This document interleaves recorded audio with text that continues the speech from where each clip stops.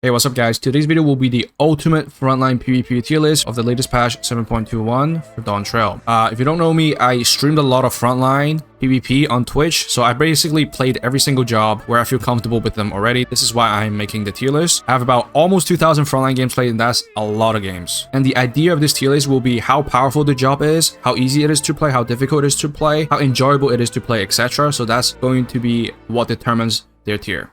So we're going to start out with the tanks. Let's jump right in. Starting out with Paladin. So all the tanks have really overpowered job actions, but Paladin has a negative 20% damage debuff already by default. I don't know why they did that to Paladin, but not only that, Paladin does not have many AoE skills. It doesn't have AoE engages. So I would personally put Paladin in the B tier. He's not very good for frontline. Overall, the impact is very low. You could kind of, get some clutches with your cover to save a teammate. That could be pretty fun. But overall, Paladin is just not very good in frontline. When comparing to most of the other jobs, they have a lot of AoEs. The AoEs on Paladin is pretty much tied to his Limit Break, which gives him an invulnerability. So it's kind of awkward to use. You either use it defensively or you want to use it for the offensive damage. It's just not very good. It's not very fun to play. Warrior, I would put it in the S tier list. Reason being, it has insane AoE engage. So with the job role actions, which is Rampage, it makes everyone takes 50% more damage. Don't forget that is massive, absolutely massive, and is in a huge radius. So you're pretty much guaranteed to hit your job role actions on Warrior. Warrior's core kit has a lot of AoE damage. You have an AoE engage, stuns everyone around you, and then you have a bunch of AoE stuff that heals you as well. You can single-handedly win a team fight with Warrior. Dark Knight, very similar to Warrior as well. You get the AoE pull. You can pull a lot of people in. On Dawntrail, it got buffed, so the distance is a little larger than before. It is extremely effective. Combine that with the Rampage job crew actions. You're just gonna go to town with Dark Knight, suck everyone in, and then hit the Rampage, with the negative 50% damage debuff on them. And then if you have like a semi-decent team, everyone's gonna fall over and just die. Gunbreaker, I would put on A tier. I mean, Gunbreaker is still extremely good. You can probably perform just as well as you are on Dark Knight or Warrior with the Gunbreaker. The only downside on Gunbreaker is that your AoE engage is not like a hard stun or hard pull or anything like that. It's just a slow. It's still not bad, but it's not quite as good. So I put it on A tier. And its Limit Break forces you to kind of like stay literally in front of the enemy to pretty much make it impactful. But again, it still has the job role actions of Rampage. So Gunbreaker is still really good. I would actually change my mind on Paladin. I would put it on C tier. I don't think, yeah. So B tier is still somewhat good. A tier is good. S tier is overpowered. Is how I would rank these. C tier would be kind of like below average. Now, moving on to melee jobs, we're going to start off with Monk. I would personally put Monk on the A tier. Now, there's a lot of change with Monk now. Monk is significantly easier to play compared to Endwalker. Before in Endwalker, you kind of always have to be in melee range to stack up your basic GCD skill to get the final combo off to do some big damage, where you can pretty much one-shot anyone you desire. So now Monk is a lot easier to play, but it also got a little bit nerfed in terms of damage output. You do need a little bit of a battle high before you can one-shot people. So the option is still there. If you have really high battle high, you can one-shot one of the squishies, ranged targets. You're almost like a Street Fighter character with a lot of fireball spams. That's basically what you will do primarily, and then your Limit Break just obviously locks somebody in place, and then your whole team can just jump on that person for a free kill. And you also have your Riddle of Herb, which is a very, very powerful skill, by the way. What it does is it compounds the damage done to you, and then it heals up 50% of it. So if you take a lot of damage, you can basically heal back to full. So Monk is quite strong, even if the damage is less now. You have crazy survivability, you have good range damage, and you have a great Limit Break. Onto Dragoon. I would put Dragoon in B tier. I would say it's okay. It got buffed a little bit, where the Limit Break cooldown has been reduced significantly because it was so overpowered before. Unfortunately, Dragoon still has a negative 15% damage debuff, if I remember correctly. So your bursts are not going to feel that great overall. You're not going to be one-shotting people. Perhaps maybe if you're battle high 5, you can one-shot squishies with your full combo and whatnot. But I think Dragoon just doesn't do enough damage at this moment to make it like A tier or S tier. I think it's still decent. I would say Dragoon is still pretty decent. If you go in, you hit your Horrid Raw, everyone that gets hit by it will do 50% less damage to you. So that makes you pretty tanky if you're able to hit Horrid Raw. But for the most part, you're just using Gerskugel and then using your back jump into like a long range AoE combo for your burst damage. But it's not as good as the other melees. Now onto Ninja, I'm gonna put it on the S tier. Ninja is basically a range character. It's just range, and most of his skills are range. And then the melee skills are like an extra bonus that you do on top of it, as a way to execute someone almost. Like you basically never need to get in melee range unless you're finishing or going for the kill. For the rest of the time, you're spamming, you know, some AoE, range AoEs, or some range shurikens and whatnot. So Ninja is extremely easy to play. It's very easy to get top damage with Ninja, as well as getting a lot of kills on Ninja, especially with his limit break. You execute anyone below 50% health. And it's always annoying to play against ninjas on the enemy team. They would just throw shuriken at you, It does a lot of damage. They also have a pretty long range escape tool or engage tool. They can dash away pretty far in any direction they want. So not only are they range, they also have an escape. You basically can never kill a good ninja player. They will basically do a lot of damage to you all the time, as well as having a instant stun where he dashes to you. Overall, pretty powerful job in Frontline. Now onto Samurai, I would personally put it in the A tier. So it doesn't have a lot of AoE skills. Even the AoE skills are very, not that effective, so to speak. You're very much a single target focused burst job. And you also have a negative 10% damage debuff because of how good your single target burst is. It's a very simple and straightforward job to play overall. It's quite fun as well. The only challenge is getting a good Samurai LB off, which can be challenging because a lot of classes have shields now, which they can bait out your Jetan and then make you use your LB onto them, but then they survive with like 1 HP because they have a shield. So that can happen sometimes, and getting the LB off can be challenging because everyone on the enemy team is literally focused on you. They all want Samurai to die. That's like the mindset of every single player in FF. When they see a Samurai in Frontline, they would just want to kill you. So you're basically like a big target for the enemy. So for Samurai, you're not going to get like crazy damage. I would say for Samurai, it's a lot harder on Samurai to get good damage. You're probably not going to be on the top of the damage dealt list. You know, Ninja could easily do that, but Samurai, you're going to struggle with that. But overall, Samurai is pretty fun. Single target focus burst. You have a pretty cool limit break. If you get it off, you can kill legit like 5 people in a row. If you get the timing right, get a little bit lucky, you can literally kill 5 people with 1 LB. So that's something to look forward to if you do play Samurai. Now for Reaper, I would put it at the end of A tier list. I would say Reaper is a little harder to play than most of the jobs, but nothing like super crazy hard. One of the reasons is you want to start your Immortal Sacrifice, which increases your damage dealt on one of your AoE skills significantly the more stacks you have, which can be a game changer. You can literally one-shot somebody with this skill if you do it properly. And you also have a skill where the more damage you do to them, the more damage that ability will do as well. So it can overwhelm some new players, but I think it's still really a good job because you have a very long range dash that you can, you know, go in, do your little short combo, and then you get the hell out. Like an instant teleport as well. You can dash in and then dash back out. You leave a portal behind you. You also have a little shield, and you also have 2 range AoE skill that you can just spam non-stop, which is pretty good. But ultimately, the limit break is quite difficult to use unless you're in a pre-made group. The limit break is like an AoE around you that fears everyone, removes their guard. So it's extremely powerful if you use it right. If you time it with another teammate's limit break, it can be extremely overpowered. But if you're just playing solo or just playing with some casual friends, you're not really coordinated, then Reaper, when you go in to use your limit break, you're just telling everyone to hit me. Like, come hit me. That's basically what you're saying, and then everyone's going to focus you, and then it's going to be quite difficult to get the full value of your limit break if you're playing solo. All of this combined, I would say Reaper is still good on the A tier list, but it is the more difficult job to play. Onto Viper. Now I would put this on the S tier. There are a few reasons for that. So first thing, it takes 60% less damage with any attacks compared to like most of the tanks and melees, which they only have a negative 50% damage reduction. Viper has a 60%. I'm not sure why. They just thought it was too squishy. Not only that, my favorite skill on Viper is Snake Scale, which makes you take 50% less damage from enemies while you're in Snake Scale, which you're kind of stuck. But you can go in, engage, use your Snake Scale, and you basically cannot die, especially early on when nobody has any battle high. Later on, you can die, but for the most part, it's pretty difficult for you to die. And then you have another skill called Rattling Coil, so you can pop that and resets the cooldown of Snake Scale, and then you can do it all over again.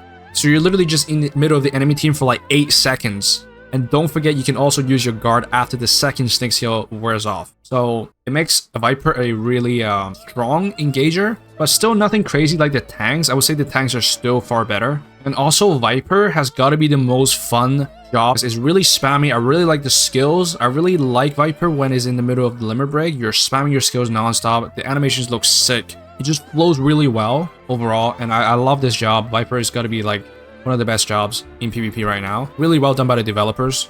I think this job is just perfect. Let's move on to physical range. We're going to start off with Bard here. I'm going to put Bard into S tier. With the job role actions change, Bard is now a big damage dealer. Like, you actually do really good damage on Bard. You can be one of the top damage dealers, especially with the Eagle Eye Shot, which goes through guard as well as being extremely long ranged. You basically just spam that off cooldown. Not only that, Bard is extremely obnoxious to play against as well. You have 3 crowd controls. You have a knockback, you have a bind, and you also have a silence. Bard is just an absolute powerhouse right now. Extremely obnoxious to play against, especially when you play one of the maps, you have to go to the middle platform, you're constantly getting knocked off the platform by a Bard. If you're the tank, you're engaging onto the enemies, Bard puts a silence on you, it just kind of cucks you completely. Not only that, is Limit Break. The biggest thing here is this Limit Break. So once you pop your Limit Break, obviously you buff your teammate, but then there's an extra charge of the Limit Break, which is an AoE skill. If anyone is hit by it, 5,000 MP gets sucked away. So that's 2 charges of heal that you could have popped. The amount of times I die because of a Bard is really high as a melee when I play melee or tanks. Bard is just very, very strong right now, very, very obnoxious, and the impact is very, very high on Bard. And also, it's somewhat more fun now. The APM on physical range is a lot higher now because of the Eagle Eye Shot. You're constantly spamming something non-stop. And I'm actually going to put Bard in front of Ninja here. So the left side is going to be the higher tier than the right side. So Bard, I would put Bard in front of Ninja. And okay, moving on to Machinist. Machinist is going to be in the S tier. I don't know about you guys, but Machinist is just absolutely killing it. You can farm a ton of kills with your Limit Break. Combine that with Eagle Eye Shot, it just goes crazy. I don't know what to tell you. I think Eagle Eye Shot is just very strong on physical range, and on Machinist is even better. It's not as obnoxious as Bard, but in terms of pure damage, you're doing way more damage on Machinist just because of the job role actions, and you can execute people straight up. You can execute people. There's nothing they can do about it. You can combo an enemy with your stun, with your burst cooldowns, and then use your LB straight into your LB. There's 0 way for them to react, and you pop him with the Eagle Eye Shot, boom, they're gone. There's no outplaying Machinists, especially if Machinists have high battle high. It's just crazy. You're gonna get a lot of kills on Machinists if you're good with it. Really high damage as well. There's no escaping from a good Machinist. If the Machinist want you dead, you're dead. Simple as that. I'm actually gonna put Machinist above Bard. So now onto Dancer. So I'm gonna personally put Dancer in the B tier. I'm gonna put it in front of Dragoon. One of the problems with Dancer is that you have to constantly go into melee range. You have to go literally right into the enemies in order to do optimal damage. You do have 4 dashes, so that makes you extremely mobile, but your damage is not that great. You could have a dance partner to buff them, but it's nothing that crazy. For the drop roll actions, you're using Eagle Eye Shot as well. It's just the best right now. I would say Dancer is just not that fun to play. It's just very simple. You use your burst, and then you try to go in to use your melee AoE, and then you try to get out. You have your 4 dashes and whatnot. You're also constantly dashing for your basic GCD skill that buffs your teammates. So the best thing about Dancer is this Limit Break. So it's like a massive AoE area where you charm the enemy, and then you use your AoE damage, which extends the duration of the charm, and everyone just comes slowly walking towards you, completely charmed, so they can't do anything. They're just walking straight to you, and it also disables guards, I believe. So that's extremely powerful if you have a pre-made playing together and you're doing it at the same time. Maybe like a Dark Knight engage, and then you go in for the Dancer charm. But I would say it's a little bit difficult to get it off by yourself. And also, overall, I just don't enjoy it that much. It's just not that fun for me. I'm going to put it in the B tier. Onto caster jobs. We're going to start off with Black Mage. I'm going to put it at the end of B tier. One of the reasons is you're just not very impactful in the game as a Black Mage. Sure, you do consistent and, sustained damage throughout the whole game. You're constantly, pumping out damage and whatnot. But Black Mage is not very impactful. You only have a slow, which is single target, an AoE freeze, which is from your Limit Break. So that is quite powerful. If you pull it off at the right timing and you hit the right amount of people, that could be, change the team fight. But, that's kind of like, that's not always going to happen. It's not always consistent. Sometimes it can be tricky deciding whether to use ice or fire. So fire is going to be standstill and cast, and ice is going to be instant cast. So if you don't get that down, your damage is going to be a lot less. If you're constantly only spamming fire, you're not going to do the greatest damage unless you have a really good team. The games are really easy going where you can stand still and just be a turret. Then you can spam fire. But most of the time it's not the case, so you have to switch between ice and fire, so that can be a little bit annoying for some people. However, I would say when you do have really high battle high as a Black Mage, you can almost execute people on the spot with your Xenoglossy, with your burst, with your Limit Break. You can really just destroy people when you have high battle high. But before you get to that stage, you're not very impactful. You're like a mosquito hitting people with very little damage. Another reason why not just Black Mage but casters I would say is not as good is because of his drop roll actions. They're just not very good overall. You have Comet, which is like a telegraph AoE circle in the map. Everyone can see that and everyone can avoid it. So unless you get, if you time it with someone else, like an engager, a tank engage, it's kind of useless skill. You're just kind of zoning people out. It's not very effective. You don't do damage with it. If anything, you lose a lot of uptime. Makes you do less damage overall. And then you have Phantom Dart, which increases a target's damage taken by 25%, which is good, but it's only single target, which is not that useful for frontline. Phantom Dart is what I use on casters, but it's nothing crazy. It's just there. You use it when you can, but it's not that impactful. You have Rust, which is a defensive drop roll action. You know, it's really up to the player if you want to play defensive or aggressive. Rust can be useful for disengaging from enemy tanks and whatnot. But overall, all the drop roll actions on casters are quite underwhelming. So this is why Black Mage is quite low on the tier list. Now, onto Summoner. Obviously, I'm going to put Summoner onto S tier. Simply because of his Limit Break. His Limit Break is a massive area. Going to hit literally the whole enemy team. It's going to do massive damage. You can't go wrong with Summoner. With, you know, bring up consistent damage in a team fight. And then the Summoner's regular kit. You know, it's good damage. It has some crowd control. Not bad. But the highlight would be the Limit Break on Summoner. And yeah, it's not uncommon for Summoner to just top the damage chart every single game. If, you know, if you're playing decent. Now onto a Red Mage. I would personally put it in the A tier list. I would say it does really good damage. You have a somewhat of a good impact, and most of all, it has a very unique playstyle where you have a melee mode and then you have a range mode. You can constantly switch in between. That makes Red Mage a bit more interesting, quite fun to play compared to, you know, the other range and caster jobs. You also have a stun, you have a silence, damage boost for your team.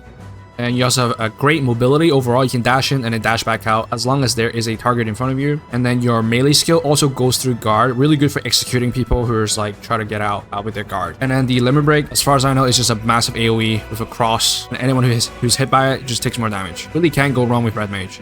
Onto Picto, I'm going to put this on the C tier, unfortunately. When it first came out, I thought it was really strong. Really good burst, you know, really high kill potential. You can kill people with it. But now they changed some numbers. You just don't do the same burst anymore. Your damage output is just less. Whilst before, you have to stand still and kind of paint your skill in order to use the next charge. Now you can use your dash to instant cast the paint skill. You rarely have to stand still to paint. However, you just do less damage. I remember when it first came out, I was like just getting a ton of kills with it, but now you don't really get as many kills with it. It just feels pretty mediocre. And then this Limit Break is kind of awkward because it is a defensive AoE for the team, for your teammates around you. And then the second charge that comes after the Limit Break is also a damage skill. It's rare that I ever use it defensively. Like I just pop it in a team fight whenever I have it up because it's really hard to time when the enemy is going to run at you. So the Limit Break is just a little awkward. It doesn't feel that efficient with the job, but you do have a shield that you can spread to your teammates, which could come in clutch, like against a Samurai LB or something like that. But other than that, Picto is just not very good. It just doesn't do enough damage. Your core skills are like in a rotation loop. Some of them give a faster casting speed, damage over time on the enemy, or a stun, stuff like that. So you can't really choose and pick which one to use. Okay, moving on to healers. We're gonna start out with White Mage. I'm gonna put this right here. I'm gonna put it after Bard. One of the core reasons I put White Mage there is because of his Limit Break. It is just a straight line beam AoE, like a massive straight line beam AoE that just stuns everyone. Does a huge amount of damage. If there's a battle high 5 White Mage with his LB, the team fight, you know, is pretty good. It's gonna be pretty tough. If he gets a really good LB off, it's gonna be really hard to win. It does really good damage. And it stuns everyone. So that's like the biggest thing here. White Mage is also pretty straightforward to play. You just kind of dash in, use your core damage skills, and then you just run out. Or just pop a guard and then get out. Pretty straightforward, nothing crazy. You also have a, you know, heal for your teammates or yourself. You can also use a shield on someone. A pretty decent all-rounder healer to play.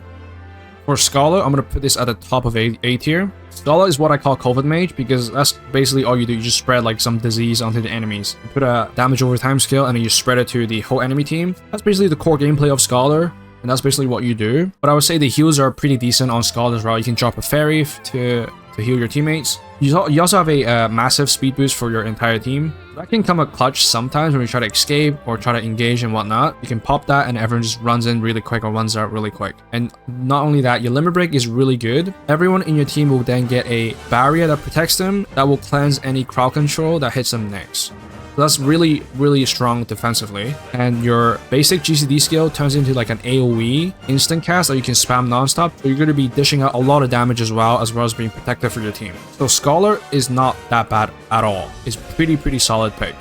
Onto Astrologian, I'm going to put this at the bottom of S tier. Astro has a lot of AoE damage skills. And you also have Gravity, which is an AoE slow, which can be very obnoxious to play against. You also have Double Cast, where you can instantly recast a skill that you just used. You can use Double Gravity to ensure you slow the enemy team. One of the unique things about Astro is you can instantly heal somebody back full, basically. You're almost like a pocket mercy. If you're a pre-made with someone and you're playing Astro, you can heal somebody like crazy. If you have your expected benefact, the 2 charges of it, which is your basic single target heal, as well as your double cast, you can heal them back to back 4 times in a row. It's crazy how much you can heal in a split second. This is why I would say Astro is like the best healer, like actually healing people instead of just doing damage. Even other than that, it has really great AoE skills. And you also have a dash that you can dash in and then drop your AoE skills and then you dash back out. Now, finally, for Sage. I really personally do not like playing Sage in Frontline. I'm going to put this below Dancer in the B tier. One of the main reasons is just that it doesn't feel fun to play. Really biased, I know. It just doesn't feel really fun to play. But Sage is really mobile. You have 2 charges of a dash that you can dash to anyone, teammate or enemies. You have a AoE bind that draws enemy in. It's like a many Dark Knight pull in, but it's a lot smaller. It can be obnoxious. If you pull it off really well, you can suck the enemy into a pile. You also have like a bunch of shields. You also have a damage over time spell on the enemies. The main thing is the Limit Break is like it's a circle where if the enemy walks in it, they take constant damage. But if they don't walk into it, they cannot hit you at all. They do no damage to you, so you become invincible if they don't walk into the circle that you place down. The problem is that in Frontline, it's quite dynamic. It's really hard to get a good limit break off on Sage. There are some moments where you can use your limit break on a choke point and everyone has to walk into or leave the fight, and then you can make a big impact this way. But it's not always going to be the case. It's not very consistent. Always feels a little awkward to use. So that's basically going to be it. I'm going to make some final adjustments here. Let me see. Honestly, I'm thinking I'm going to put Sage in A tier. I think Sage is pretty good. Like, Sage is pretty good. I just personally don't like playing it. This is why I put it quite low. I would put Sage at least on A tier. And honestly, from the S tier, Warrior and Dark Knight is about the same. And then there's Machinist, Bard, White Mage, Ninja, Viper, Summoner, alright, and Astrologian. And this is going to be the S tier. For A tier is going to be Scholar, Gunbreaker, Monk, Samurai, Reaper, Red Mage, and Sage. For B tier, Dancer, Dragoon, and Black Mage. And for C tier is going to be Pictomancer and Paladin. Okay, I think I'm happy with this. So that's going to be it for this video. Leave a comment down below what your thoughts on this are. Do you disagree? Absolutely disagree? Or do you agree with this? Or do you agree with some, disagree with some? Leave a comment down below and let me know. If you enjoyed the video or found it helpful, make sure to leave a thumbs up and subscribe for more future FF14 content. So with that said, I will see you guys next time.